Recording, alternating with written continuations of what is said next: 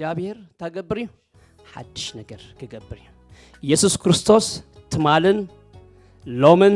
ንዘልዓለም ንሱ እንታይ እዩ ህያው እዩ አሜን ትማሊ ማለት ትማሊዩ ሎሚ ክብል ከሎ ሕጂ ማለት እዩ ሕጂ ኣብዛ ሰዓት እዚኣ ንሱ እንታይ እዩ ህያው እዩ حدش ነገር ክገብሪ ኣብ ህይወተይ حدش ነገር ክገብሪ ኣብ ህይወትኩም حدش ነገር ክገብሪ ኣብቲ ትፈርህዎ ነገር حدش ነገር ክገብሪ አሜን ክብርን እግዚአብሔር ይሁን እስኪ ሁሉና መጽሐፍ ቅዱስ ዝሓዝና ትንቢት ኢሳይያስ ምዕራፍ 43 ካብ 18 ክሳብ 19 ዘሎ ሓሳብ ከነንብቦ ኢና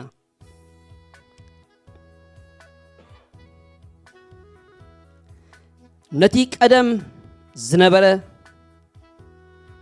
ኣይትዘክሩ ነቲ ናይ ጥንቲ ኸኣ ኣይትሕሰቡ እነሆ ሓድሽ ነገር ክገብር ሕጂ ትበቁል ኣላ ኣይተለሊዋንዶ ኢኹም እወ መገዲ ኣብ በረኻ ወሓይዝ ድማ ኣብ ምድረ በዳ ክገብር እየ አሜን ክብርን እግዚአብሔር ይሁን እንታይ ኢሉ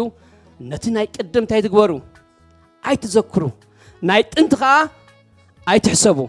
ኣነ ኢሉ ሓድሽ ነገር ክገብር አሜን እግዚአብሔር ሓድሽ ነገር ክገብር እግዚአብሔር ሓድሽ ነገር ክገብር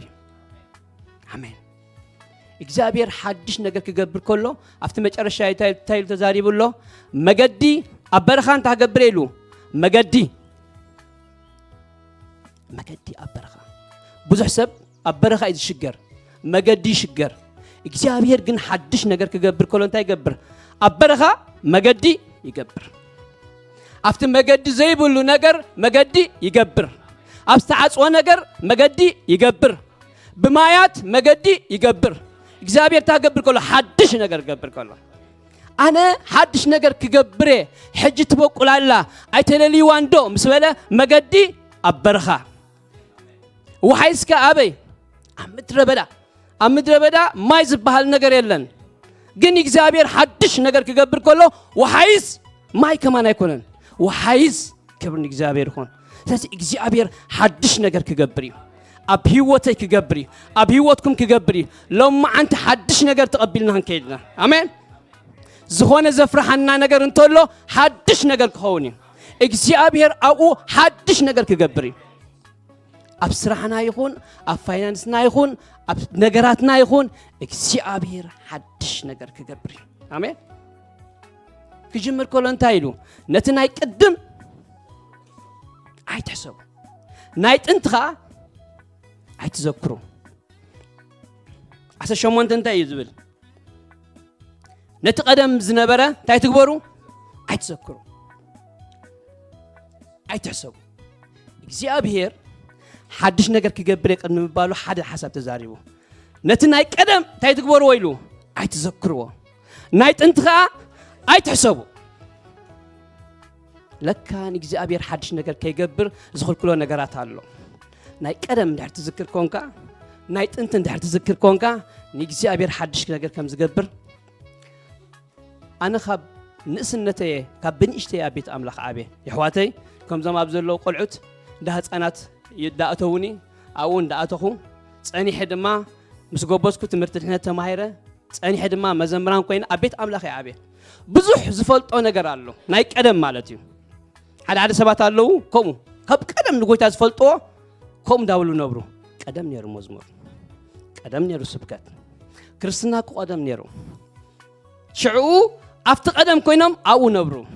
ኢየሱስ ክርስቶስ ግን ትማልን ሎምን ዘልዓለም ንሱ እንታይ እዩ ህያው እዩ ሓድሽ ነገር ድማ ይገብር ስለዚ ቃል ኣምላኽ ዝጅምር ከሎ እንታይ ኢሉ ነቲ ናይ ቀደም ኣይትዘክሩ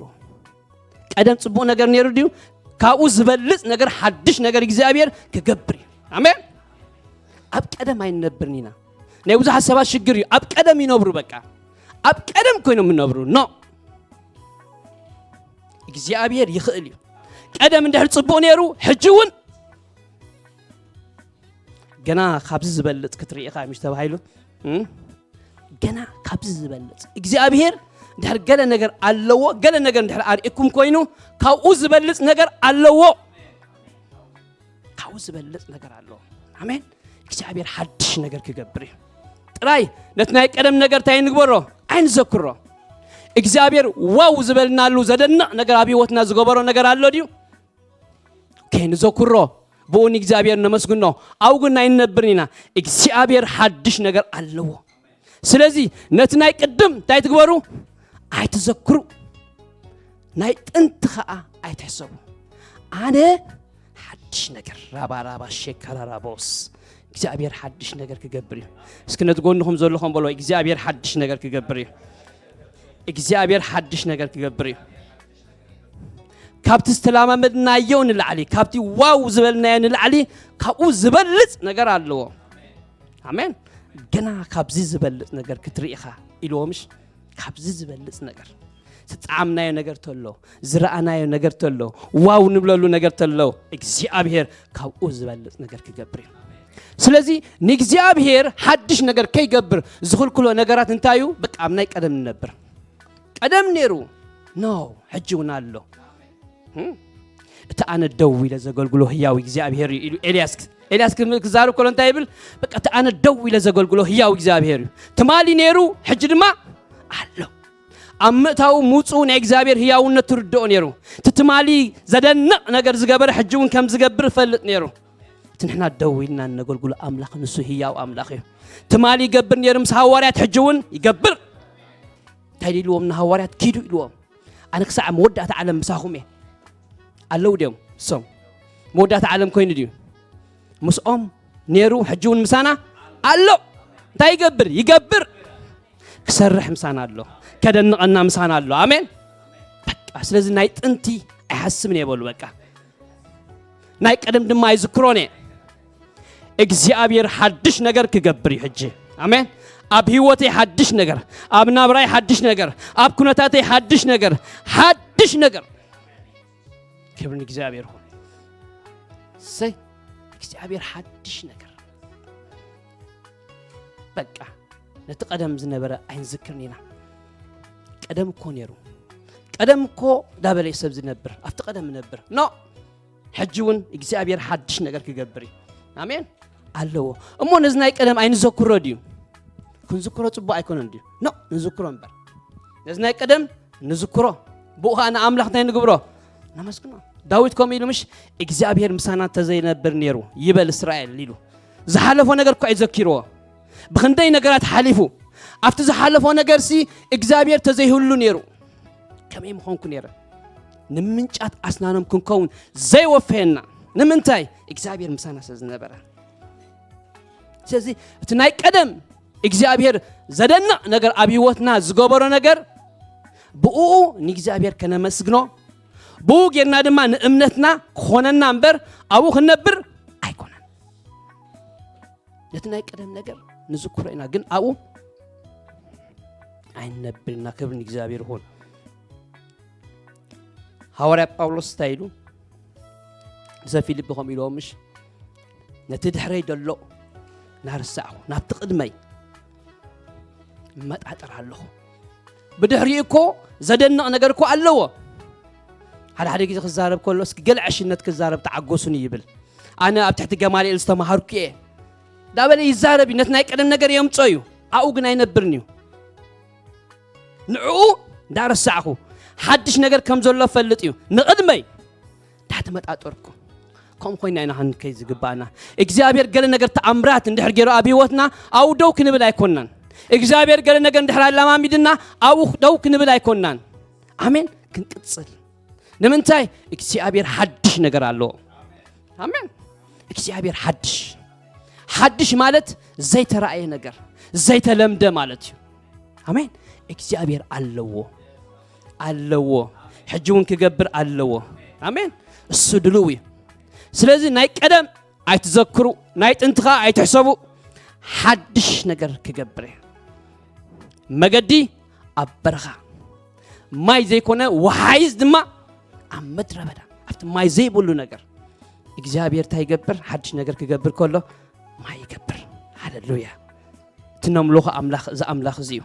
حدش نجار كجبر زخل أملاخ آمين كلنا أبقدامي ساميل 10 شوعات 30 شوعات نزلوا حسب كنا بوينا داويت زبولي 30 شوعات سكعويل زنبلي حد سب ساميل 17 37 داوود دما اتي خاب ايد انبسا كاب ايد دمبن زدحناني እግዚአብሔር ንሱ خاب ايد ازي فلسطيماوي ازي كدحننيو بله ሳኦል ከዓ ንዳዊት ኪድ እግዚአብሔር ምሳኻ ይኹን በሎ አሜን ረይኽሞ ዳዊት ናይ ቀደም ነገር ዝክሮሎ ዶ ይዝክሮሎ እቲ ቀደም ካብ ኢድ አንበሳን ካብ ኢድ ድብን ዘድሓነኒ አምላኽ ሕጂውን ካብዚ ፍልስጤማዊ ዝንታገብረኒ እዩ ከድሕነኒ እዩ ረእይዎ እቲ ናይ ቀደም ነገር ዝክሮሎ ነቲ ናይ ቀደም ነገር ግን ንምንታይ ይኮን ደሎ ንእምነቱ እቲ ናይ ቀደም እግዚአብሔር ዝገበሮ ኣብ ህይወትና ነዚ ኣብ ቅድሜና ዝግተር ነገራትና ንእምነትና እዩ መዝሙር ናይ አምሃርኛ ያለው ምሽ ደስ ብለኒ ኤበኔዘር የእግዚአብሔር እርዳታ ትናንትና ያደረገው ለዛሬ ትት እግዚአብሔር ትማል ዝገበሮን ሎማዓንቲ ንእምነትና እዩ እግዚአብሔር ዘደንቕ ነገር ኣብ ህይወትና እንድሕር ገይሩ እሱ ንእምነትና እዩ ነዚ ኣብ ቅድሜና ዝግተር ነገራት እግዚአብሔር ይኽእል እዩ ክንብል ይገብረና አሜን ስለዚህ እግዚአብሔር ሓድሽ ነገር ኣለዎ ሓድሽ ነገር ክገብር እዩ ሓድሽ ነገር ክገብር እዩ ዓይኒ ዘይረአየቶ እዝኒ ዘይሰማዓቶ ኣብ ልብ ዘይተሓስበ አሜን ናይ እግዚአብሔር ኮም እዩ ሓድሽ ነገር ክገብር ከሎ ዓይኒ ዘይረአየቶ እዝኒ ከዓ ዘይሰማዓቶ ኣብ ልብ ከዓ ዘይተሓስበ ዋው ዘብል ነገር አሜን እግዚአብሔር ሓድሽ ነገር ኣለዎ ሓድሽ ነገር ምግባር ልማዱ ዝኾነ ሓድሽ ነገር ምግባር ልማዱ ዝኾነ ዘይከኣል ምኽኣል ልማዱ ዝኾነ ዘይከኣል ምኽኣል ልማዱ ዝኾነ ዓይኒ ዘይረአየቶ እዝኒ ዘይሰምዓቶ ኣብ ልቢ ዘይተሓስበ እዩ ዘሎ ንኣነ ዓይኒ ዘይረአየቶ እዝኒ ዘይሰምዓቶ ኣብ ልቢ ዘይተሓስበ እዩ ዘሎ ንኣነ አሜን እግዚአብሔር ኮም እዩ በቃ እግዚአብሔር ሓድሽ ነገር ክገብር ከሎ ኮም እዩ በቃ አሜን ስለዚህ እግዚአብሔር ኣብ ልብ ዘይተሓስበ ዓይኒ ዘይረአየቶ ሓድሽ ነገር ኣብ ህይወትና ክገብር እዩ አሜን ካባና ዝድለ ግን እንታዩ ነቲ ናይ ቀደም ኣይንዝክርኒና ኣብኡ ኣይንነብርኒና እግዚአብሔር ሓድሽ ነገር ክገብር እዩ ካብ ዝገርመኩም እግዚአብሔር ኣብ ስራሕ እዩ ዘሎ ከማንታይ ዝብል ሕጂ ትበቁላላ ኦልሬዲ እግዚአብሔር ዝጀመሮ ነገር እዩ ኣይተለልይዋን ዲኢኹም ኣይተለልይዋን ዶ ኢኹም ዝጀመረ ነገር እዩ እግዚአብሔር ሓድሽ ነገር ኣለዎ አሜን ክብርን እግዚአብሔር ይኹን ሎማዓንቲ ሓድሽ ነገር ሒዝና ኢና ንኸይድ ሓድሽ ነገር ተቐቢልና ኢና ክንከይድ ዝመፅእ ዘሎ ሰሙናትና ድማ እግዚአብሔር ብተኣምር ሓድሽ ነገር ኣብ ቤትና ክገብር እዩ አሜን ሓድሽ ነገር ኣብ ቤትና ክገብር እዩ እግዚአብሔር በቲ ንፅበዮ ነገር ሓድሽ ነገር በቲ ንፅበዮ ነገር ክመጽእ እዩ አሜን ሓድሽ ነገር ክገብር ከደንቐና ክብርን እግዚአብሔር ይኹን ሃሌሉያ ዋው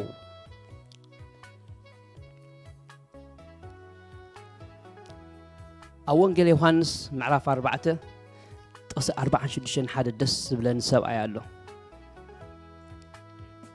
ብዙሕ ኣይዛረብኒ ሓፂር ክዛረብ ክብርን እግዚአብሔር ይኹን ሓፂር ክዛረብ መልእኽተይ ከዓ ንፁር እዩ كل جزء أنا سبكت 15 دقيقة 10 دقيقة تبزحكم يدس بلني هاللويا أول قال يوحنس معرف 4 تقصي 46 باستر عم ببلسك سب قليلا بعلاتهم كأ نبعل مسيوم نبرمو بتي بعل أبي يرسالم زجبرو سلزرعيو تقبلوا ኢየሱስ ድማ ናብታ ንማይ ናብ ወይኒ ዝለወጠላ ናብ ቀና ገሊላ መፀ ኣብ ቅፍርናሆም ከዓ ወዱ ዝሓመሙ ሓደ ኣገልጋሊ ንጉስ ነበረ ንሱ ኢየሱስ ካብ ይሁዳ ናብ ገሊላ ከም ዝመፀ ምስ ሰምዐ ናብኡ ኸደ ወዱ ንሞት ቀሪቡ ነበረ እሞ ወሪዱ ከሕውየሉ ንኢየሱስ ለመኖ ሽዑ ኢየሱስ ትእምርትን ተኣምራትን እንተ ዘይረአኹም ኣይተኣምኑን ኢኹም በሎ እቲ ኣገልጋሊ ንጉስ ከዓ ጎይታይ ወደይ ከይሞተ ውረድ በሎ ኢየሱስ ኪድ ወድኻ ሓዊልካ በሎ እቲ ሰብኣይ ከዓ በታ ኢየሱስ ተዛረበ ቃል ኣሚኑ ከደ ክወርድ ከሎ ባሮቱ ተቀባበልዎ እሞ ወድኻ ሓዊ ኢሎም አበሰሩ ንሱ ከዓ እታ ዝሓወላ ሰዓት ሓተቶም ንሳቶም ድማ ትማሊ ብ7 ሰዓት ዓስኡ ሓዲጋቶ በልዎ አሜን ክብርን እግዚአብሔር ይሁን አሜን ኣብ ላዕሊ ክጅምር ከሎ ዝሓሳብ ዝተርኢናዮ ኢየሱስ ናብ መን መጸ ይብለና ናብቲ ናብ ቃና ዘገሊላ ቶም ቦታትዮም ቶም ሰባትዮም በሓደ ነገር እዮም ዝፈልጦን ኢየሱስ ክርስቶስ ኣብኡ ንመጀመርያ ግዜ ኣብ ቃና ኣብ ምዕራፍ 2 ወይ 3 ኸይድና ወንጌል ዮሐንስ ተርኢናዮ ኣብ ቃና ዘገሊላ ኣብኡ ምስ ዓደምዎ ተኣምራት ዝገበረሉ እዩ ኢየሱስ ድማ ናይ መጀመርያ ተኣምራቱ ይብለና ስለዚ ዞም ሰባት እዚኦም ንኢየሱስ ክርስቶስ በሓደ ነገር እዮም ዝፈልጥዎ ነገራት ድማ እንታይ እዩ ንማይ ናብ ወይኒ ከም ዝለወጠ እዮም ዝፈልጥዎ ካብኡ ግን ፍሊ ዝበለ ሓደ ሰብኣይ ኣሎ ደስ ዝብለኒ ወዱ ዝሓመሞ ኢየሱስ ናብ ገሊላ ክመጽእ ምስ ረኣየ እዚ ሰብኣይ ዝትማሊ ማይ ናብ ወይኒ ዝለወጠ ሕጂ እውን ሓድሽ ነገር ክገብር ይኽእል እዩ ኢሉ እንታይ ኢልዎ ወደይ ሓሚሙሎ ኢልዎ ኢየሱስ ክርስቶስ ከዓ እንታይ ኢልዎ ተኣምራት ዘሪኢኹም እንታይ ትገብሩን ኢኹም ኣይተኣምኑን ኢኹም ኢልዎ ወደይ ክሞተን ደሊልዎ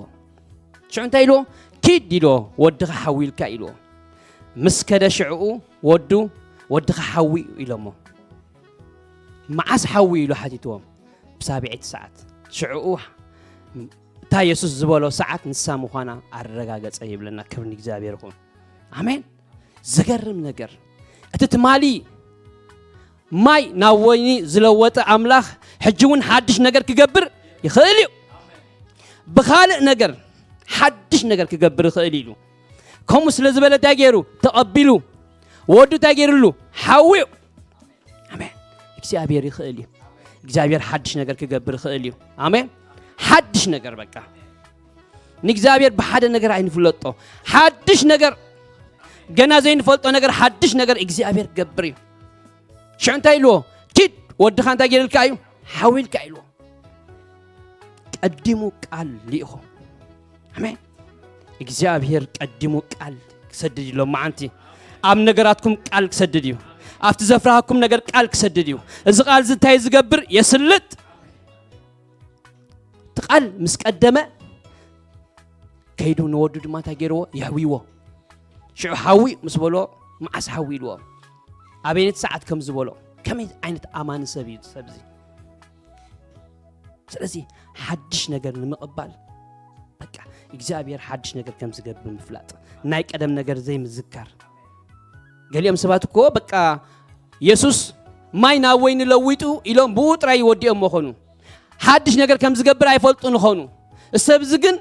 በቃ ትትማሊ ማይ ዝለወጠ ሕጂ እውን ሓድሽ ነገር ክገብር ይኽእል እዩ ወደይ ክሕውየለይ ይኽእል እዩ እግዚአብሔር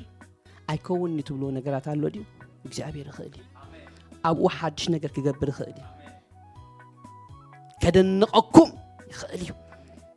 ንሱ ሓድሽ ነገር ምግባር ልማዱ እዩ አሜን ማንም ክገብሮ ዘይክእል ነገር ክገብር ዝኽእል ስለዚ ኣነ ሓድሽ ነገር ክገብር ሕጂ ትበቁላላ ኣይተለሊዋን ዶ ኢኹም መገዲ ኣብ በረኻ ዝገብር ወሓይዝ ድማ ኣብ ምድረ በዳ እዚ ኢየሱስ እዚ ህያው እዩ ሎሚ ኣብዚ ቦታ እዚ ህያው እዩ ሎሚ ተኣምራት ክገብር ህያው እዩ ከደንቐና ህያው እዩ ሓድሽ ነገር ክገብር ህያው እዩ አሜን ጥራይ ናይ ቀደም ነገር ኣይትዘክሩ ናይ ጥንቲ ነገር ኣይትሕሰቡ እግዚአብሔር ሓድሽ ነገር ኣለዎ አሜን ሓደ ነገር ክዛሪበ ክውድእ እግዚአብሔር ንደቂ እስራኤል ብሙሴ ገይሩ ብባሕሪ ኤርትራ ክሕልፎም ከሎ ባሕሪ ኣብ ቅድሚኦም ምስተገተረ ሙሴ እንታይ ገይሩ ኣብ ቅድሚ እግዚአብሔር ተማህሊሉ ኣብ ቅድሚ እግዚአብሔር ተዛሪቡ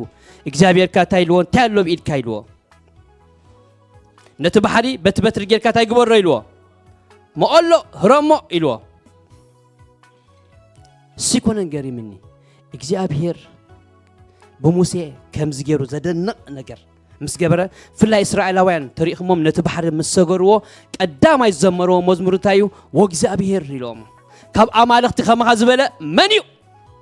ባሕሪ ዝመቅል የለን ኣይተራእየን ባሕሪ ከም መንደቕ ኣብ ክልተ ክምቀል ኣይረኣዩን ስለዚ ካብ ኣማልኽቲ ከመኻ መን እዩ ኢሎም ዘሚሮም ንእግዚአብሔር ክብሪ ሂቦሞ እሱ ይኮነን ግን ኣብ ዘዳግም 34 መወዳእታ ምዕራፍ ምስከድኩም ሙሴ እንታይ ኮይኑ ሞይቱ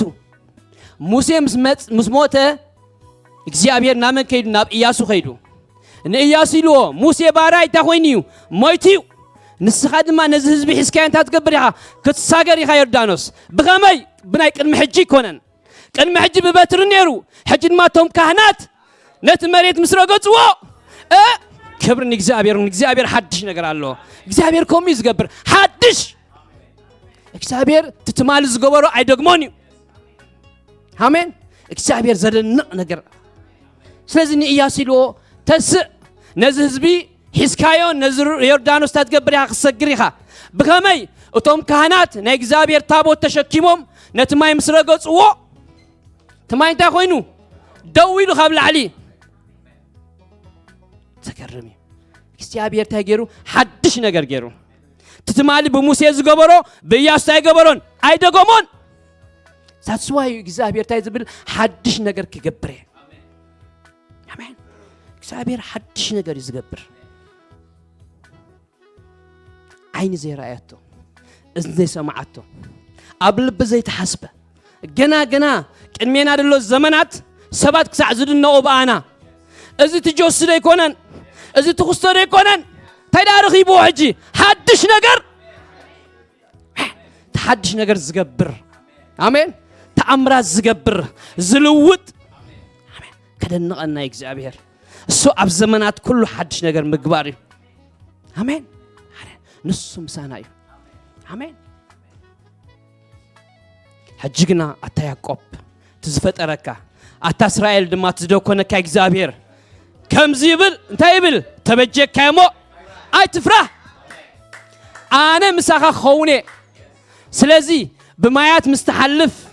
ኣይከጥሕለካኒ ብውሒዝ ምትሳገር ኣነ ምሳኻ ኸውኔ ብሓዊ ምስትኸይድ ድማ ኣይክውምኸካኒ ምኽንያቱ እንታይ እዩ ኣነ ምሳኻ አሜን ተሓድሽ ዝገብር ኣምላኽ ምሳና እዩ ዛስዋይ እኳ እዩ መገዲ ኣብ በረኻ ዝብል እንታይ ማለት እዩ ኣብቲ መገዲ ዘይብሉ ነገር ብማያት ምስተሓልፍ ምሳኻ ኸውኔ ብውሒዝ ምትሳገር ኣይከጥሕለካኒ እዩ ብሓዊ ምስተሓልፍ ድማ ኣይከተሙኸካኒ እዩ ንምንታይ ኣነ ምሳኻ እየ አሜን ኣነ ምሳኻ እየ ዝብል እግዚአብሔር ዘለና ሓድሽ ነገር ዝገብር ትዘገርም እኮ ብማያት ኣይትሓልፍኒ ኢኻ ኣይኮነን ዝብል ምስተሓልፍ ምዘጓንፍ ምዝሓልፍ ኣነ ምሳኻ ኸውኔ ብሓዊ ትሓልፍኒ ኢኻ ኣይኮነን ዝብል ምስተሓልፍ ኣይከምኸካኒ አሜን እግዚአብሔር ሓድሽ ነገር ክገብር እዩ አሜን እግዚአብሔር ሓድሽ ነገር ክገብር እዩ ዝኣተናዮ ጎዳጉዲ ተሎ እግዚአብሔር ከውፃና እዩ ዳንኤል ኣብ ጉድጓድ ኣናብስ ኣትዩ ኣብኡ ኣይተረፈን ወፂኡ መውፃእ ኣሎ አሜን እግዚአብሔር ናብ ዳዊት ምስ መፀ ተቀዳማይ ዝገበረ እኮ ንእጋረይ እንታይ ገበረ ንብል መዝሙር 4 እስኪ ነንብቦ ዘንብበለይ ሰብ መዝሙር 4